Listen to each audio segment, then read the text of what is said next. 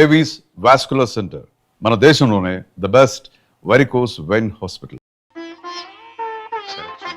చూడు బాగుంది నాన్న. బాగుందండి. శుభం. మరి అబ్బాయికి అమ్మాయి నచ్చింది కాబట్టి ఆ ఇచ్చిపుచ్చుకోవడాలు కూడా మరి మాట్లాడే బాబు, అబ్బాయి గారికి అమ్మాయి గారు పాస్ అయిపోయి సరే అండి, మరి అమ్మాయి గారికి అబ్బాయి గారు పాస్ అవ్వట్లేదు ఏంటండి? అయ్య బాబా. వెళ్తాం గారు, మిమ్మల్ని కొంచెం అలా బయటికి రండి. రండి. అమ్మాయి గారు, మీకు పెళ్లి కొడుకు అన్ని విధాలా నచ్చితేనే ఈ పెళ్లి జరుగుతుంది, లేకపోతే జరగదు. చెప్పండి, మీకు అబ్బాయి నచ్చాడా? ఆడపిల్లలు నువ్వు ఇట్ట అడగగానే అట చెప్పేస్తారా?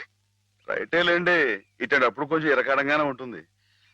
ఓ పని చేయండి, అబ్బాయి మీకు నచ్చితే నవ్వుతూ తలదించుకోండి, నచ్చలేదు అనుకోండి కోపంగా నాకేసి తిరిగి చూడండి.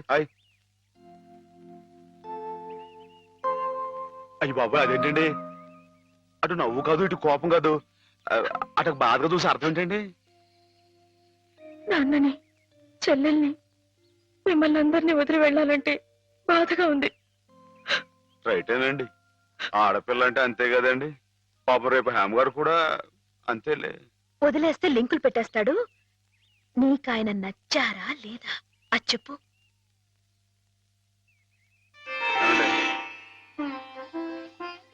పాస్ అయిపోయినట్టే. మా అమ్మాయి గారికి అబ్బాయి గారు పాస్ అయిపోయారండి. ఇక పెళ్లి ఏర్పాటు చేసేసుకోండి. శుభం. అయితే కట్న కానుకల విషయాలు కూడా మరి ఏమండో, మేమే బంగారం లాంటి ఆడపిల్లలు ఇస్తుంటే ఇంకా ఎదురుడుతారండి బాబు. నువ్వు ఊరుకో. సంతలో పశువుని పెట్టి బేరం ఆడినట్టు నన్ను మధ్యలో పెట్టి బేరం ఆడడం నాకు సుతరాం ఇష్టం లేదు. నేను అలా బయట నుంచి ఉంటాను, మీరు మాట్లాడుకోండి. మా వాడు చిన్నప్పటి నుంచి అంతేలేండి. కొన్ని పద్ధతులున్న మనిషి, మధ్యతరగతి వాళ్ళం కదా. తప్పని తెలిసినా కొన్ని బాధ్యతలను నెరవేర్చడానికి కొన్ని పనులు చేయక తప్పదు. మరి ఏమంటారు బావగారు? అవన్నీ ఎందుకండి, ఆ పుచ్చుకునేది ఏదో ఒక ముక్క మా మనసులో వేయండి. ఒక 50,000 అయితే సబబుగా ఉంటుందంటారు. సరే బావగారు, మీ సంబంధం మాకు నచ్చిందండి. త్వరలోనే ముహూర్తాలు పెట్టుకుందాం. వస్తామండి. నమస్కారం. విన్నావటే 50,000 కట్టం కానీ ఒక క్షణం ఆలోచించకుండా ఒప్పేసుకున్నాడు మీ అన్నయ్య గారు. అంతటితో ఆగుతుందా? లాంఛనాలని అవని ఇవని ఇంకా అమాం బాపతు ఇంకో 10,000 దేగుతుంది. కాస్త డేకితే మాత్రం తప్పే ఉందండి, మంచి సంబంధం అనుకున్న తర్వాత. ఒరే డబ్బు గురించిన ఆలోచన ఎందుకు బావగారు? ఈ ఇంటిని అమ్మేస్తాను. జోకులు ఎత్తున్నారా బాబు గారు? లేదయ్యా, నిజంగానే అమ్మేస్తాను. తాతల నాటి ఆస్తి ఈ ఇంటిని అమ్మేస్తారా? అవును బావగారు, నాకు కుర్రాడు నచ్చాడు, అతని క్రమశిక్షణ నచ్చింది. ఈ రోజు లెక్కల ప్రకారం వాళ్ళు ఏమీ ఆకాశంలో లేరమ్మా, చాలా సబబుగానే అడిగారు. అయినా రేపు మీరు మాత్రం అడగరా? మీరు అడగకపోయినా నా బాధ్యతగా నేను ఇవ్వద్దా చెప్పండి? అందుకే ఇంటిని అమ్మేసేయాలనే నిశ్చయానికి వచ్చాను. మీ ఎరుకలో ఏదైనా మంచి బేరం ఉంటే చూడండి బావగారు. కాస్త ఇంటిని శ్రద్ధగా చూసుకునే మనుషులను చూడండి.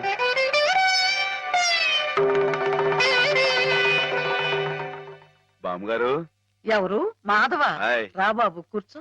మా వెధవా ఇంట్లో లేడు. నేను మీతోనే పనుండి వచ్చానండి. నా కోసమా? ఏమిటి బాబు? నేను మిమ్మల్ని ఒకటి అడుగుతానండి, మీరు కాదనకుండా నాకు మాట ఇవ్వాలి. ఏమిటది? ముందు మాట ఇవ్వండి, తర్వాత చెప్తాను. సరే, మాట ఇస్తున్నాను. ఏమిటో చెప్పు. ఇదిగోండి, ఈ డబ్బు తీసుకోండి. డబ్బా? ఎందుకు? ఇది మీ డబ్బుగా బాబు గారికి మీరు ఇవ్వాలి. నా డబ్బుగా బాబు గారికి ఇవ్వాలా? ఎందుకని? లలితమ్మ గారికి మంచి పెళ్లి సంబంధం కుదిరిందండి. 50,000 దాకా కట్నం అడిగారు. ఆ డబ్బు కోసం బాబు గారు ఇల్లు అమ్మేస్తున్నారు. ఇల్లు అమ్మేస్తే ఆయన ఏమైపోతారు పాపం? అందుకే కదండి ఈ డబ్బు ఇస్తున్నాను. నాకు ఎప్పటి నుంచోనండి బాబు గారి పుస్తకం వచ్చేయించాలన్న చిన్న ఆలోచన ఉందండి. ఆ కోరిక ఉపయోగించుకుని ఈ డబ్బు బజార్ కింద ఇచ్చామనుకోండి, ఆ పెళ్లి ఖర్చుకి ఉపయోగపడుతుంది, ఆ ఇల్లు నిలుస్తుందండి. అవును, ఇంత డబ్బు ఎక్కడిది నీకు? అప్పు చేశావా? నాకు ఆవులున్నాయి కదండి, అందులో కొన్ని అమ్మేశానండి, మిగతావేమో బేరం పెట్టాను. ఇలా అన్ని అమ్మేసుకుంటే నువ్వేం తిందామని. మళ్ళెవరే, మీరంతా లేరేంటండి? మీ ఇంటికి వస్తే ఓ ముద్దు పెట్టరా? నాకు ఈ సాయం చేసి పెడతారు కదండి. మారేడు దళం శివుని పాదాలు తాకాలంటే ఏ చేతులు కాదంటాయి? ఎంత దొడ్డ మనసురా నాయనా నీది. ఏమిటి బామ్మగారు, నా కావ్యాలను మీరొచ్చు వేస్తారా? అది కాదు బాబు గారు, మా వారు బోలుడు హైవేస్ నాకు వదిలి వెళ్ళిపోయారు. అనుభవించడానికి నేను నా మనవడు మిగిలాం. ఆ డబ్బు ఇలాంటి పుణ్యకార్యాలకు ఉపయోగిస్తే నా జన్మ తరిస్తుందనిపించింది. బామ్మగారు ఏంటండి పొద్దునే జన్మలు అయ్యి అంటున్నారు? నాన్నగారి పుస్తకాలన్నీ బామ్మగారు అచ్చు వేయిస్తారట మాధవ. అయ్యో బాబోయ్, ఎంత శుభవార్తేనానండి. అండి బాబు గారు, ఇక రామాయణం మహాభారతం పక్కన పేటేసి కూర్చుంటాయి మీ పుస్తకాలు. ఆయ్ కానీ కానీ నా పుస్తకాల మీద మీకు రాబడి పెద్దగా ఉండకపోవచ్చు బామ్మగారు. మాకు పైసా రాబడి రాకపోయినా పర్వాలేదు బాబు గారు. ఒక మహాకవి రాసిన అపురూప గ్రంథాలు వెలుగు చూడాలి. మీరేమిటో, మీ కళానికున్న శక్తి ఏమిటో 10 మందికి తెలియాలి. ఏం మాధవ? లక్ష విలువ చేసే మాట అన్నారండి.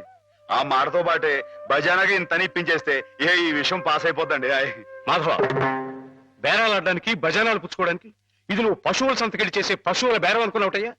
ఇటువంటివి నచ్చవు నాకు. రైటే బాబు, ఎప్పుడు ఆవులు గేదెల మధ్య గడిపేవాడిని. అంతవరకు ఆలోచించాను. తప్పే. మాధవేం తప్పుగా అనలేదు బాబు గారు. మీకు ఎంతో కొంత ఇవ్వటం మా బాధ్యత, ధర్మం.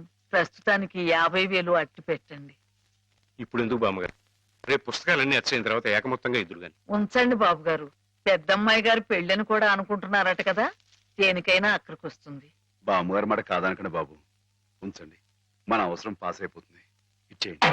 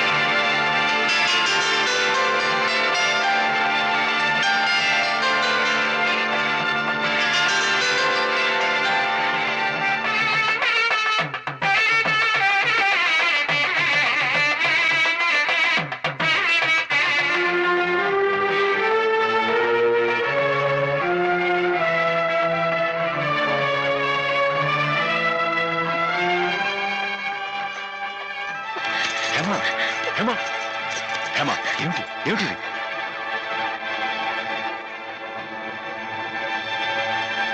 ఏంటండి అమ్మాయి గారు, ఏమైందండి? ఏం లేదు.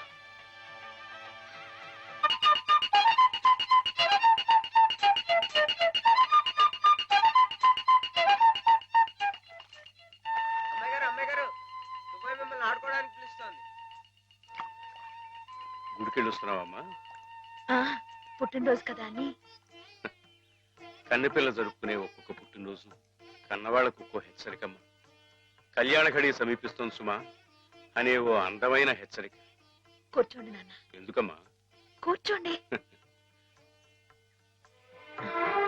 లేమ్మా, లే. ఈ పుట్టినింటి మహారాణి, మెట్టినింటి మహారాణి పిల్లపాపలతో సుఖ సంతోషాలతో వర్ధిల్లాలమ్మా. అన్నట్టు మీ అక్కయ్య నీకు ఉత్తరం రాసిందమ్మా. ఆహా, ఏం రాసింది నాన్న? నీకు పుట్టినరోజు శుభాకాంక్షలు పంపింది. నువ్వు కూడా దానికి వెంటనే శుభాకాంక్షలు అందజేయాలి సుమా. దేనికి?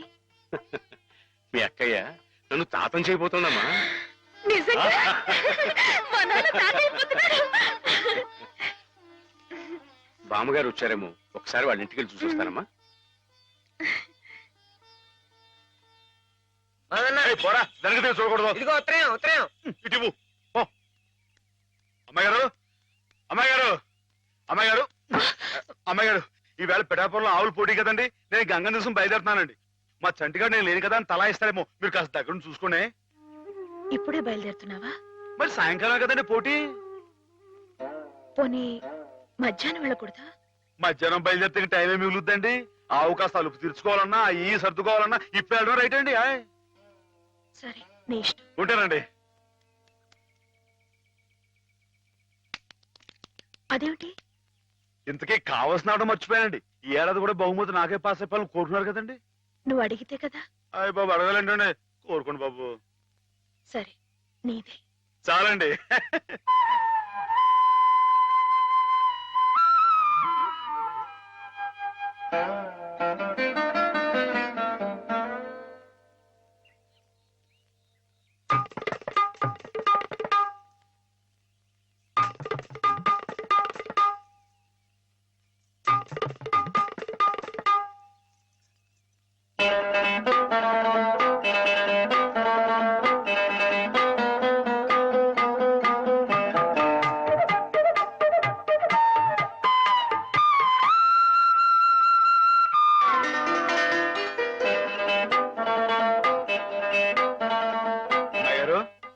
అమ్మాయి గారు, అమ్మాయి గారు, అయ్యో ఇంకా పడుకున్నారేంటండి? ఈవేళ మీ పుట్టినరోజు. లేవండి, అబ్బా లేవండి, రండి. కూర్చోండి. ఇదిగోండి, ఈ ఎన్నపూస ఒంటికి రాసుకుని, ఈ మేగడతో మొహం రుద్దుకుని, ఈ పాలతో తలారా స్నానం చేయండి. పాలతో స్నానం చేయడానికి నేనేం దేవతనా? కాకపోవడం ఏంటండి, అంతకన్నా ఎక్కువేనండి. రానంటే చంపేస్తామని వచ్చాను కానీ లేకపోతే వాళ్ళు వచ్చేవాడు కదా బాబు. ఏం పాపం? అంతర్వేది వెళ్లాల్సింది. ఎందుకో? మా ఆవిడ సముద్ర స్నానం చేద్దాం రమ్మంది. ఏమిటి విశేషం? ఇవాళ కార్తీక పౌర్ణమయ్యా బాబు. అందుకే కాబోలు అమ్మాయి గారు మధ్యాహ్నం వెళ్ళకూడదా అన్నారు. బండలకు తిప్పు. దేనికి? ఇవాళ అమ్మాయి గారు పుట్టినరోజే బాబు. సుమనస్సుడు. నమస్కారం బాబు. నమస్కారం అమ్మా. ఎప్పుడు వచ్చారు?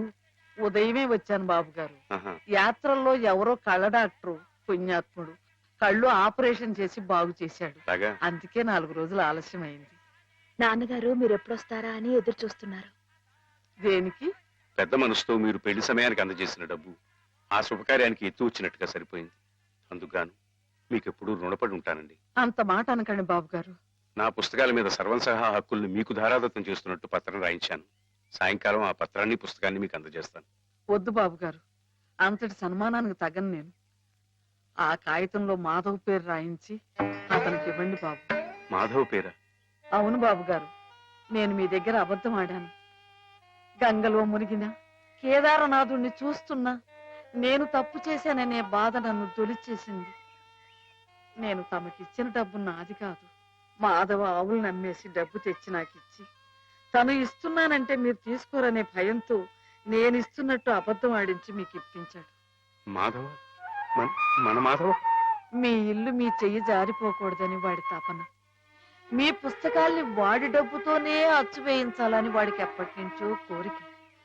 అందుకే పుస్తకాలకి బయానా రూపంగా కొంత డబ్బిస్తే మీ ఇల్లు నిలుస్తుందని అలా చేశాడు బాబు గారు.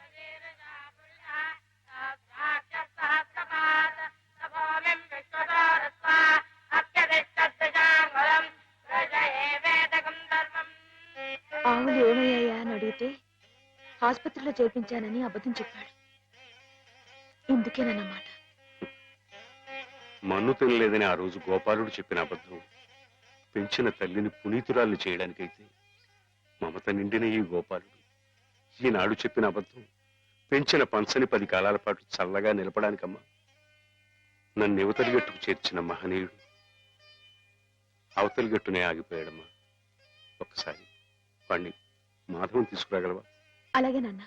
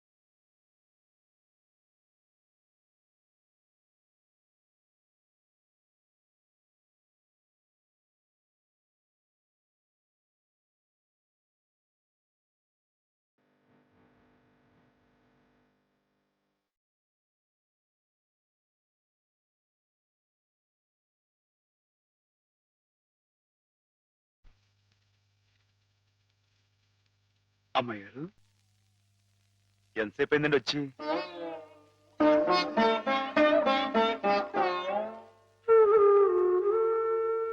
ఏంటి అమ్మాయి గారు అలా కొత్తగా చూస్తున్నారేంటి? నువ్వు చాలా కొత్తగా కనిపిస్తున్నావు మాధవ. అయ్యే బట్టలు, అదే పని, అదే మొహం. నేను కొత్తగా ఊరుకోను అమ్మాయి గారు. నాన్నగారు నేను వెంటనే తీసుకురమ్మన్నారు. అలాగా, పదండి.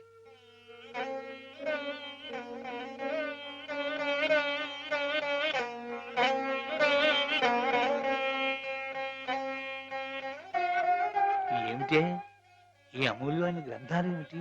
అతలకు అంకితం ఇవ్వడం ఏమిటి? నేనేం చెప్పను. మావయ్య మంచి పని చేస్తున్నాడు అన్న.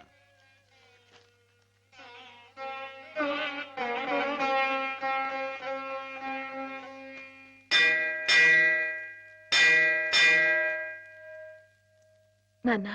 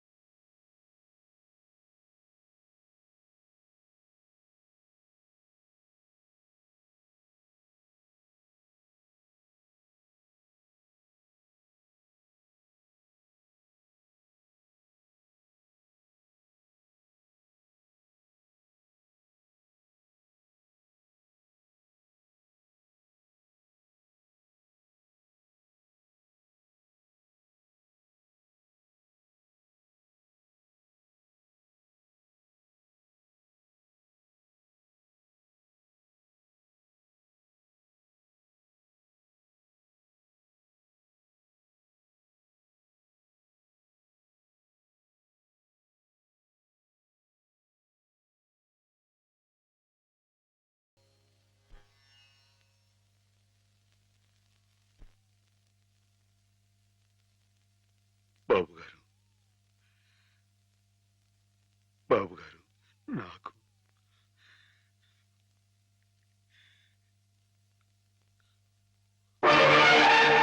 బాబు గారు,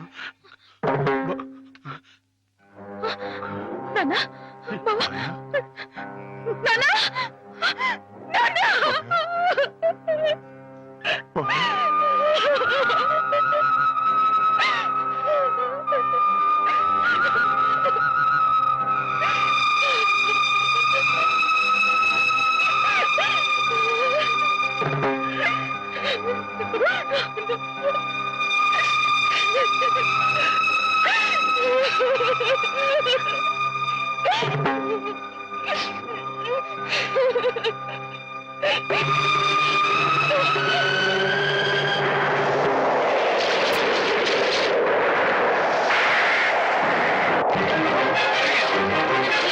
చచ్చిపోతాను నన్ను వదిలేండి, నేను చచ్చిపోతాను. ఎందుకు చచ్చిపోవాలనుకున్నాను? నాకెవరూ లేరు బాబు గారు. నీ పేరేమిటి బాబు? మాధవయ్య. చూడు మాధవ్, దిక్కులేని వాళ్ళకి దేవుడే పెద్ద దిక్కు. మనం పుట్టింది బతకడానికయ్యా, చావడానికి కాదు. పద, నాతో పాటు మా ఇంట్లో ఉందిగా. నేను ఉత్తినే ఉండను, ఏదైనా పనిపించండి చేస్తాను. అలాగే పనిపిస్తాను. పద.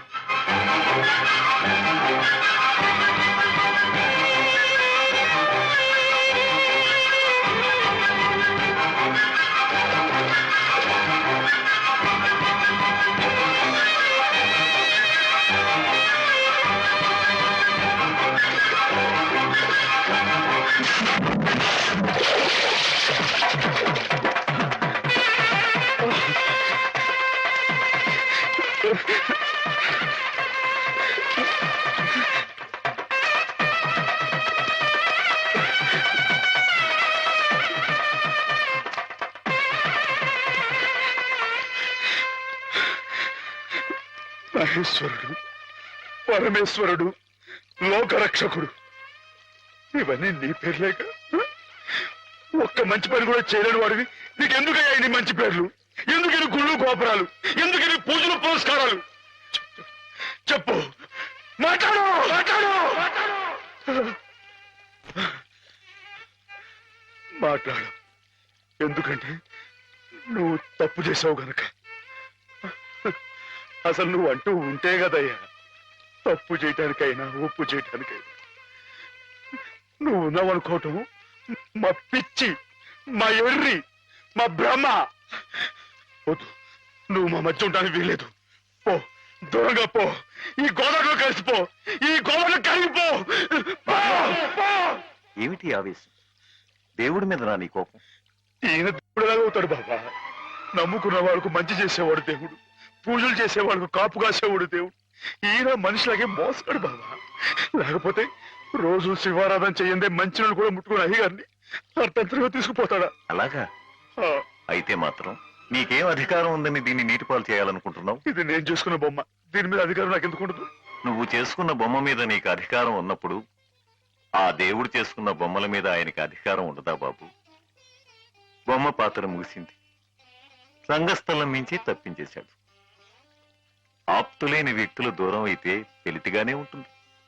మెల్లమెల్లగా ఆ బాధని మర్చిపోవాలి. ఎలా మర్చిపోమంటావు బాబా? 10 మాటల్లో 5ంటికి అర్థం చెప్పలేని వాడిని ఆయనతో పాటు సమానంగా కూర్చోబెట్టి ఆయన రాసిన పెద్ద పెద్ద పుస్తకాలన్నీ నాకు అంకితం చేశారు. నేనంత గొప్పనా బాబా? అంత పెద్దోడ్నా? నాకు తాహతుందా? నా కింద కీర్తినిచ్చి వారు కీర్తి శేషులైపోయారు. నా మేడం మణారు వేసి ఆయన బట్టలో కలిసిపోయారు. ఊరుకో మాధవ, ఊరుకో. నీ బాబుగారి ఆత్మ శాంతించాలంటే త్వరలో ఆ పుస్తకాలన్నీ అచ్చు వేయించి ప్రజలకు అందించు. ఆయన పేరు శాశ్వతంగా నిలుస్తుంది.